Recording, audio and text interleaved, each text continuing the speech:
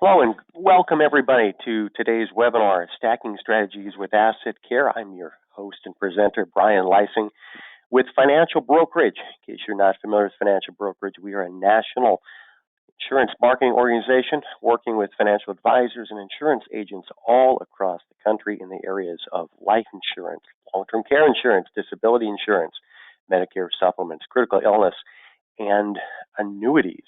And if I forgot something along the way, I apologize. But we've been at this for a few decades now, helping independent agents and advisors just like you. Think of us as your back office support, there to support you behind the scenes so that you look like an expert in front of your clients. Today's webinar won't last very long at all, probably 15, 20 minutes, but I came across this great idea from one of our insurance companies we work with, OneAmerica, and I thought it was worth sharing with everybody. OneAmerica has basically one life insurance product that we have available, and it happens to be a hybrid or linked benefit plan. If you're not familiar with it, that means that it's a life insurance policy, but people usually buy it for the long-term care benefit that comes with it, and the long-term care pool of money is usually much, much greater than what the death benefit is.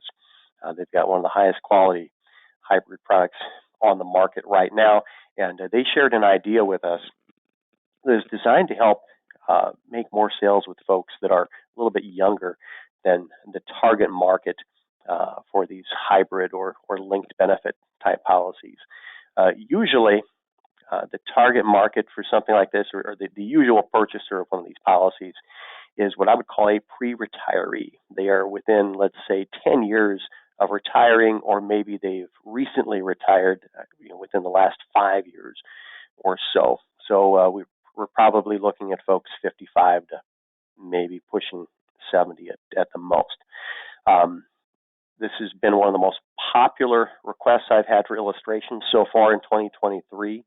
There must be a lot of people thinking about the need for long-term care coverage in the future at some point in time. But this sales strategy they put together is designed to help sell these sort of products to folks that are a bit younger than that target market. They're talking about folks in their 40s and early 50s. However, as we go through this, I want you to be thinking about some other applications we might have for this strategy here, where it might work for folks in their 40s. I think the same sort of idea can work for clients that are in that usual target market, that recognize the need for insurance coverage. They walked out your office door without taking any sort of action at all. And they did that because they saw the price and they thought there's no way we can handle that with our current budget. They may not have told you that, but I guarantee a lot of times money is the issue, and people don't like to admit that. So they're going to come up with some other excuse more often than not, right? So if you didn't ask them about their budget ahead of time and what they can allocate towards this, then I think this strategy can really help get them back in the door, or keep them from leaving to begin with, right? So there are some problems that come up, and some other reasons why people might walk out the door in that typical target market. At their age, there might be some health issues that have popped up that maybe weren't there when they were in their 40s, right? There may be some budget concerns. If they had looked at this when they were 40, the premiums would have been much, much lower than what they are when they're 60 years old, and you'll see an example of that coming up here. So plenty of reasons why we would want to be looking at this for younger folks, because of all the problems that are going to happen later. However, we have some issues with folks in their 40s as well. They're probably not thinking about the need for long-term care at that age. They still have a mortgage to pay off. They still have kids at home, more than likely. They're worried about funding the college savings accounts. They're worried about their monthly bills, everything else that's going on. So again, it ends up being kind of a tough sale. However, this is a strategy that's going to make this a lot easier. So what we're going to look at is what OneAmerica calls the stacking approach. But you know what? This is something that we've really used for years with life insurance for younger folks. In fact, I'm not sure if I have a webinar, but I certainly have a video out on our YouTube channel that covers this idea. I refer to it as laddering. And in the example I give there, we have a couple of, I think they might be 25 or a couple of 35-year-olds. And I show in the example how you can save them as much as 40% off of their life insurance premium just by laddering policies to match the different needs that they have over time, right? So say you have a couple of 35-year-olds and you determined that they have a need for $1 million of life insurance, and they have those needs for the next 30 years until they retire at age 65. Well, you could run the numbers for a 30-year $1 million term, and that would be fine. But there's a good chance that if you delved into their exact needs, that they don't need the full $1 million for the entire 30 years, right? Maybe they only have 20 years left on their mortgage. So maybe they need $250 of that to go for 20 years. Maybe they have a 5-year-old at home who they hope is going to be out of the house in 15 years. So they need a 15-year term for $250,000. They have a 10-year-old at home who they hope will be out of the house in 10 years. So they need $250,000 for 10 years. And then the remaining $250,000 they need for the full 30. If you ladder policies in a similar manner, in the example I gave, they're going to save about 40% off of getting one large policy. So that laddering strategy has been used with term insurance for younger families for decades. Why in the world don't we use the same approach to our little bit older clientele, our pre-retirees that are looking for some sort of life insurance-based long-term care? You know, the strategy is sound and it still works, and you're going to see the numbers here that OneAmerica put together. So that's the background as far as where all this idea comes from. So in the example that OneAmerica put together, we've got a couple of people here. They're both 40 years old, Tom and Anna. And, you know, Tom and Anna are doing really well, I think, for age 40. They've got $700,000 saved away in their retirement plans already, another $20,000 in savings, and they've got $1,500 a month in discretionary income. However, one of their grandmothers has begun home health care, and they are very aware of what that is costing their family. They're concerned about, hey, where are we going to be when we're, let's say, 90 years old, 50 years from now? How are we going to pay for this? Maybe we should get something started today. We have a little bit of extra money, right? So their advisor sat down with Tom and Anna, and even though they got $1,500 a month in discretionary income, they don't want to spend it all on this policy. They're comfortable allocating $125 a month. Okay, well, we can work with that. But their advisor also did a little research and working with Tom and Anna, and they're looking at their current assets and where they would be down the road. Well, they're going to need $6,000 a month in long-term care benefits for a policy. Problem is, that's going to cost them $350 a month. Their budget said they can afford $125. What are we going to do? Now, this is a situation that's pretty common. We see this with the 55 to 65-year-olds, right? We look at what the cost of care is in the area. We design a policy that meets 100% of their costs, and then they see the price, and they say, nope, sorry, we can't do that. Right? It's way over budget. So what else can we propose to these folks, right? We're going to have to cut back on something, but we'd like to give them the full benefit. So here's what we're going to do, just like we did with the younger families with their term life insurance. We're going to start stacking policies over time, right? So we'll get some policies now when they're 40. We're going to do the same thing when some money frees up in their budget in 7 years when their son graduates college.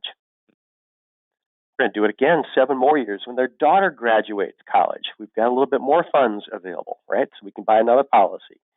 And we're going to do it a 4th time at age 61 when their mortgage is finally paid off. So makes a lot of sense. What do the numbers look like? All right, well, for the first policy that we're going to start with today when they're 40 years old, we had $125 to work with. It's only going to cost them $97 a month. Okay, so we're under the budget. That's good. They're going to like that. What does that buy them, though? $50,000 life insurance benefit. I mean, this is a second to die. It's not going to go very far, right? I mean, these two probably need a few $1 million of life insurance. But again, we're not buying this primarily for the death benefit. We're buying it for the LTC benefit. And in this case, it's going to buy them $1,500 a month. But that's for life. $1,500 a month as long as they need long-term care. Now, that's not the $6,000 a month that they determined they needed. In fact, $1,500 a month, even in today's dollars, won't go very far at all. I think most people would probably look at that and just decide not to buy a policy since it was such a small benefit. But that's where you need to show them the entire strategy and how everything works together over time, right? You want to show them the plan for the future. So here's what that's going to look like. So we have our first policy that we bought, and by the way, I don't know if I explained this. OneAmerica is the only company out there right now that has a joint second to die policy that includes long-term care. So both people are covered for LTC. They can both use the same benefit pool simultaneously or separately, and then any remaining death benefit is paid out upon the second death. It's a little background here, but this sort of system could work with individual policies as well. All right, so back to our case study. We've got the first policy purchased at age 40, $97 a month, 7 years, son graduates college. We get the second policy, so we're starting our stacking strategy. And look, it's still within that original budget, $121 a month, and they said they had $125. We would hope they would have more money available in 7 years. But now we're halfway to our goal, and they're only 47, still a ways from retiring. We're going to do this again in 7 years. Daughter graduates college. And now we've got our $4,500 a month benefit. We're really close. We're 3/4 of the way there. And we'll do it one more time at age 61. Now, as Tom and Anna are getting really close to retirement, they've got their $6,000 a month long-term care benefit that they recognize the need for 20 years prior, right? It's all in place. They don't have to worry about this. They don't have to worry about their health or anything because all of this is locked in. All right, so the total premium when they're all said and done is about $600 a month, $6,000 a month lifetime LTC benefit, or $72,000 a year for life, and that's per person. They can each take $72,000 a year.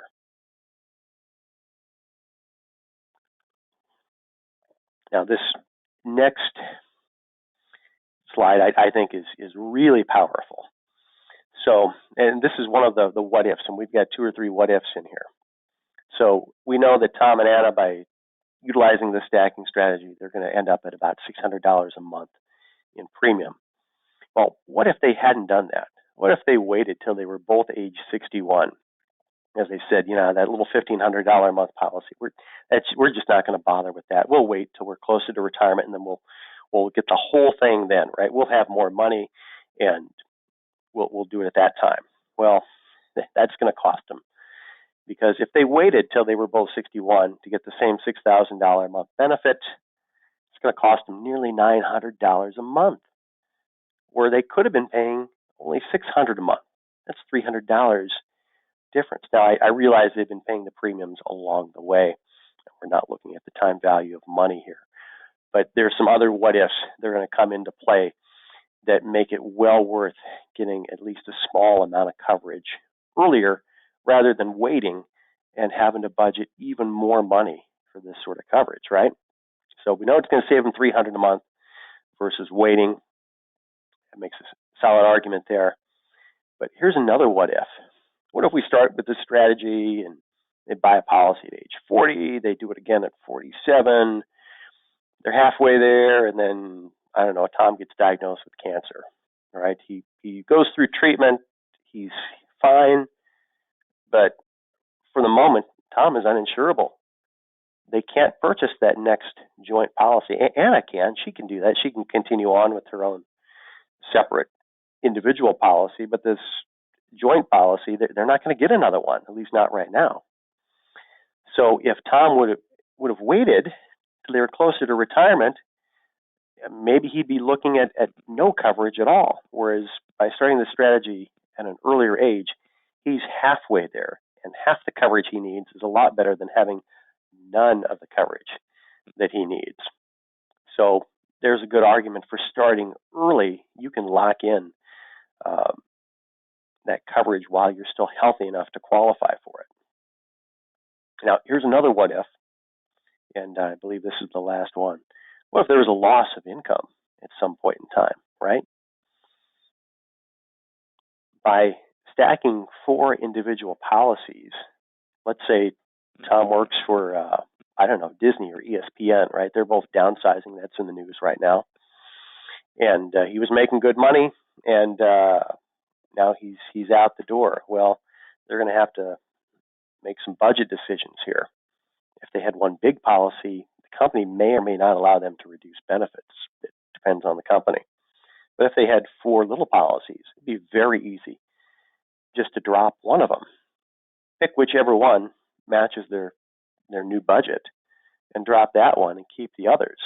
Again, some coverage is better than no coverage. And they might be forced to drop the coverage altogether if they had one large policy, or maybe if they didn't purchase any at all.